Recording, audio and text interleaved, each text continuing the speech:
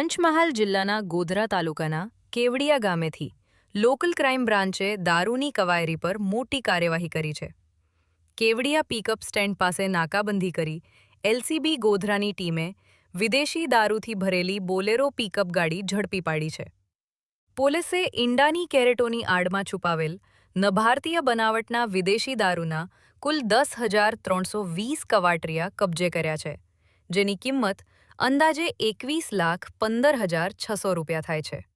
કાર્યવાહી દરમિયાન 5 લાખ રૂપિયાની બોલેરો પિકઅપ ગાડી, મોબાઈલ ફોન, રોકડા રૂપિયા અને ઈંડા જેવા પ્લાસ્ટિકના કેરેટો સહિત કુલ 26,98,400 રૂપિયાનો મુદ્દામાલ જપ્ત કરવામાં આવ્યો છે. પકડાયેલ આરોપીની ઓળખ રવિ ઉર્ફે પ્રકાશ બિરદારામ બિશ્નોઈ, રહેવાસી જેસલા, તાલુકો ઘંટિયાલી, જિલ્લો ફલોદી, રાજસ્થાન તરીકે થઈ છે. પંચમહાલ રેન્જના પોલીસ મહાનિરીક્ષક આરવી અસારી અને જિલ્લા પોલીસ અધિક્ષક ડોક્ટર હરેશભાઈ દુધાતના માર્ગદર્શન હેઠળ આ કામગીરી હાથ ધરવામાં આવી હતી.